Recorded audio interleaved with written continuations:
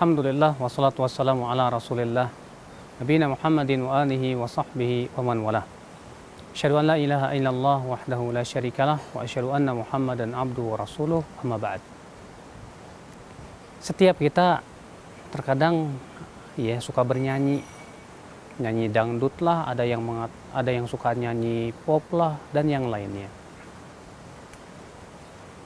Namun tentu kita berusaha untuk mengetahui tentang hakikat nyanyian menurut kacamata Islam. Karena ya akhal Islam azakumullah wa iyakum, banyak orang yang menjadikan nyanyian sebagai pelipur lara dalam kehidupan. Banyak orang menjadikan nyanyian sebagai penghibur kesedihannya. Ada juga yang mengatakan katanya, wah, kalau tanpa bernyanyi, tanpa musik kayaknya dunia ini sepi. Padahal ya akhi azakumullah, kalau kita perhatikan nas-nas Al-Quran dan hadis tentang masalah nyanyian, kebanyakan nas-nas itu mengecam. Contoh misalnya Allah mengatakan, wa minan nas may yashtari lahwal hadits liyudhilla an sabilillah. Di antara manusia ada yang membeli lahwal hadits, ucapan yang sia-sia, untuk menyesatkan manusia dari jalan Allah. Ibnu Mas'ud ketika menafsirkan ayat ini mengatakan, demi Allah yang dimaksud dengan ayat itulah ghina. Apa itu? Nyanyian.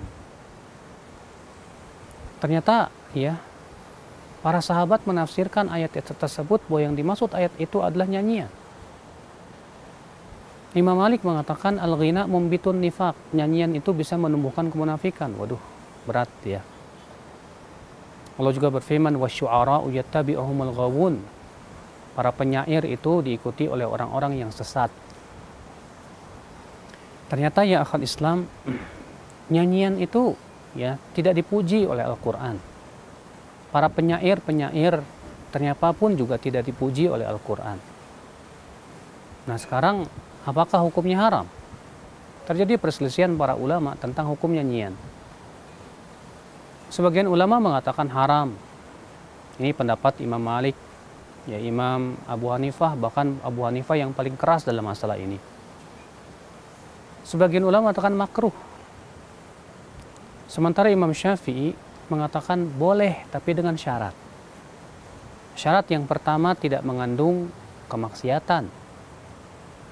Nyanyian tersebut tidak mengandung sesuatu yang berbau kesyirikan, atau mensifati wanita misalnya, ataupun tentang arak, judi, ataupun yang sifatnya maksiat, maka ini diharamkan. Syarat yang kedua, tidak boleh sering. Kenapa? Karena Nabi SAW mengatakan, la'an yumla'a batnu ahadikum qayhan wa sadidan khairun lahu min antum la'an min an yumla'a syi'ra. Lebih baik perut seseorang dipenuhi dengan nanah dan darah, itu lebih baik daripada dipenuhi oleh syair, nyanyian. Maka Imam Syafi'i mensyaratkan bahwa kita tidak boleh terlalu menyeringkan dengan syair dan nyanyian. Kenapa sih? Nyanyian dalam Al-Quran dan hadis ternyata tidak dipuji. Bahkan para ulama pun berbeda pendapat tentang masalah hukum nyanyian. Karena akhi, kita sebagai seorang muslim harus lebih banyak untuk fokus kepada memahami Al-Quran dan hadis. Karena Al-Quran itu sudah cukup sebetulnya. Al-Quran mempunyai balaghah yang sangat tinggi, seni bahasa yang luar biasa. Oleh karena itulah, Al-Quran adalah merupakan perkara yang Allah turunkan untuk manusia memenuhi hati dan kebutuhan hati mereka. Allah jadikan Al-Quran sebagai syifa, obat penyembuh.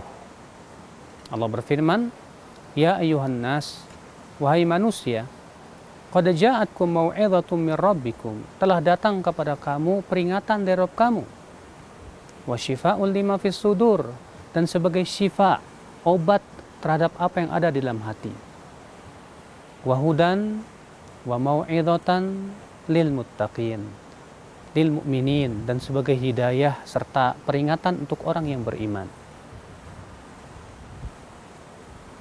Maka Allah menjadikan Al-Quran sebagai obat. Allah tidak menjadikan obat hati, obat penyakit hati itu nyanyian. Sebagian orang menganggap nyanyian itu mengobati kesedihan.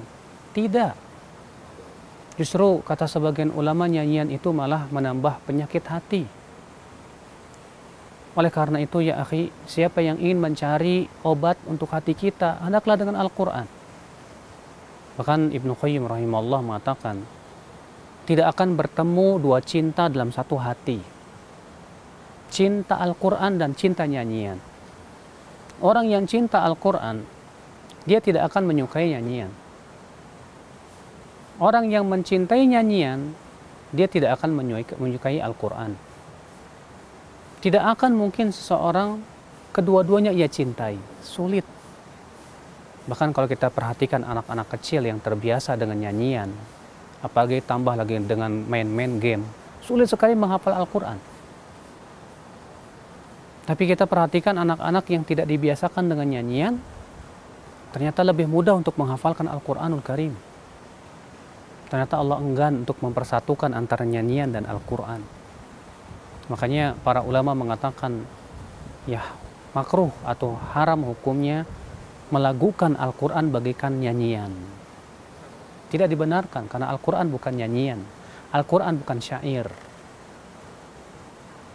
Oleh karena itu ya akhwat Islam, azakumullah wa iyyakum, bersenandung dengan nyanyian sekali-kali boleh, silahkan, apabila memang isinya baik, ya, isinya ya untuk mengenalkan diri kita tentang Allah Subhanahu wa taala. Tapi itu jangan kita jadikan sebagai sebuah kebiasaan, keseringan. Karena Rasulullah SAW mengatakan, lebih baik perut seseorang dipenuhi dengan nanah dan darah daripada dipenuhi dengan nyanyian. Masya Allah. Jadikan hati kita ya lebih terhibur dengan Al-Quran. Jadikan hati kita, ya, kesedihan kita terhibur dengan Al-Quranul Karim. Allah Rasulullah SAW berdoa, anta ja'alal Qur'ana rabi'a qalbi, ya Allah jadikan Al-Quran sebagai penyejuk hatiku, wa nura sadri, cahaya di dadaku, wa jala'a huzni, penghilang kesedihanku, wa dhaba hammi, dan penghilang kegundahanku. Itu doanya Rasulullah SAW. Jangan sampai seorang mukmin, ya, dia bisa menangis ketika mendengar nyanyian, tapi tidak bisa menangis dengan Al-Quran. Jangan sampai seorang mukmin ketika sedih, ia hanya bisa mendengar nyanyian.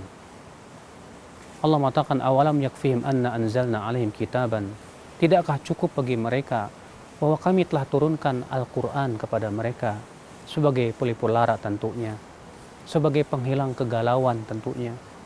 Maka siapa yang tidak dicukupkan dengan Al-Quran, sungguh itu musibah bagi dirinya. Semoga ya kita menjadikan Al-Quran lebih kita cintai daripada nyanyian, ya akhwat Islam. Subhanakallah bihamdik, asyhadu an la ilaha illa ant, astaghfiruka wa atubu ilaik. Wassalamualaikum warahmatullahi wabarakatuh.